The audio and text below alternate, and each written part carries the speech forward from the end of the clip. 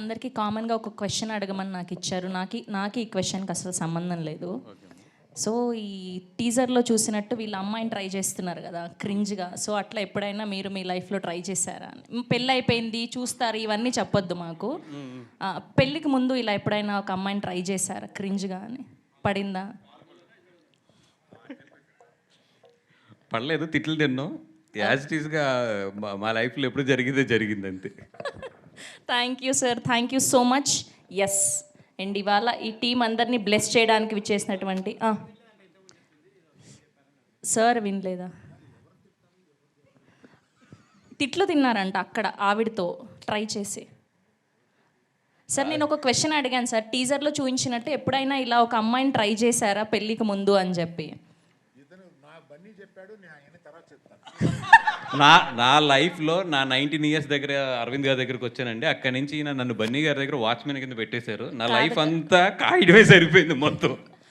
ఏదన్నా నా లైఫ్లో మిస్ అయిన లవ్ పార్ట్ అంటే దానికి 100% అరవింద్ గారు, ఆయనకు ఇద్దరే కారణం. అయ్యయ్యో, ఆయన బ్రేక్ వేసి మరి వచ్చి చెప్తాను అంటే ఖచ్చితంగా ఏదో ఉండే ఉంటుంది బ్యాక్ స్టోరీ, మేము తెలుసుకుంటాం. రాత్రి 12ంటికి వెళ్ళి ఏదైనా క్లబ్కి వెళ్ళో లేకపోతే పబ్కి వెళ్ళి వస్తే ఆయన అలాగే హెడ్ మాస్టర్ కింద నుంచునేవారు. ఆయన ఇంకా అయిపోయింది అంతే మా లైఫ్ అక్కడితోని.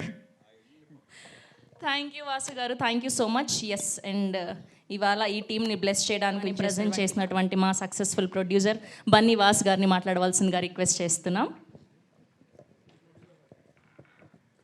మిత్రమండలి, చక్కగా ఒక నలుగురు కుర్రోళ్ళు కూర్చుని ఒక బడీ కామెడీ ఎలా ఉంటుందో అట్లా ఉంటుంది.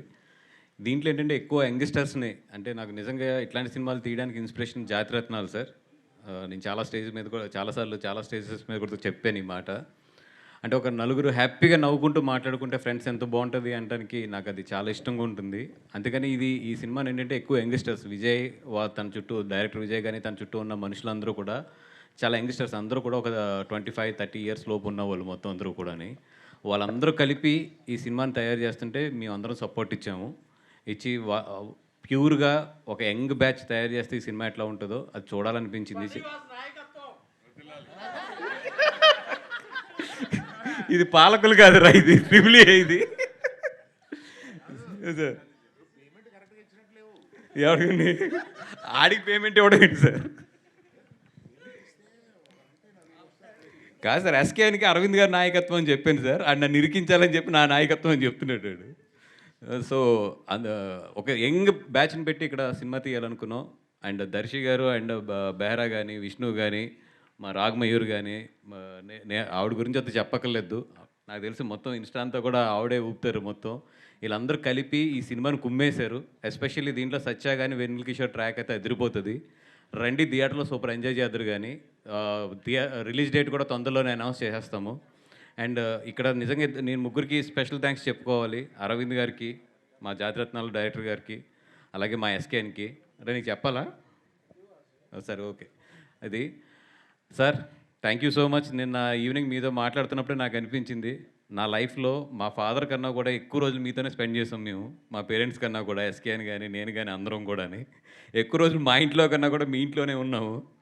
అట్లాంటిది ఈరోజు మేము అందరం కూడా ఇంత ఎదిగి మమ్మల్ని ఎట్లా చూస్తాం మీకు ఎంత గర్వంగా ఉంటుందో అట్లాగే మిమ్మల్ని చూస్తుంటే మాకు చెప్పాను కదా ఇందాక, గాడ్ ఫాదర్ అనే ఒక ఫీలింగ్ ఉంటుంది.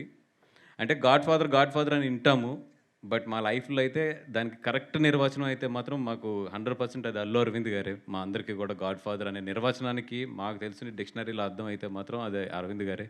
Thank you so much sir. Thank you so much for giving us all this life కానీ, ఇంత సపోర్ట్ కానీ. ఈరోజు మేమందరం కూడా బయటకు వచ్చి ఒకవేళ మేమందరం కూడా ఇంత బాగా పెర్ఫామ్ చేయగలుగుతున్నామంటే అది 100% అరవింద్ గారి ట్రైనింగ్. అది అరవింద్ గారు మా అందరికీ నేర్పిన ఒక క్రమశిక్షణనండి, లేదంటే ఒక విద్యనండి, ఏదైనా సరే. ఈరోజు ఎనీథింగ్ మీ ఇండస్ట్రీలో మీ అందరం ఏ అన్నా, బి అన్నా, సి అన్నా అదంతా కూడా అరవింద్ గారిదే మొత్తం అంతా కూడా. అర్థమైంది సార్. ఇందాక ఏదో కోపంగా ఉన్నారు కదా, 2 పొగిడితే బాగుంటుంది కదా అని పొగుడుతుంది. అది కూడా కరెక్ట్ అంటే ఎట్లా? మా కోపమైనా మా ఆనందమైనా ఏదైనా మీరే sir. Thank you so much. And ఈ సినిమా డెఫినెట్గా ధ్రువన్ లాంటి మంచి టెక్నీషియన్స్కి వీళ్ళందరికీ కూడా డెఫినెట్గా ఇది మంచి ప్లాట్ఫామ్ అవ్వాలి ఈ సినిమా అని చెప్పి కోరుకుంటున్నాం. ఇంకా చాలా ఫంక్షన్స్ ఎదురెదురు ఉన్నాయి కాబట్టి, ఇంకా చాలా మాట్లాడుకోవాల్సినవి ఉన్నాయి కాబట్టి ఎదర్ స్టేజ్లో మాట్లాడదాం. Thank you so much.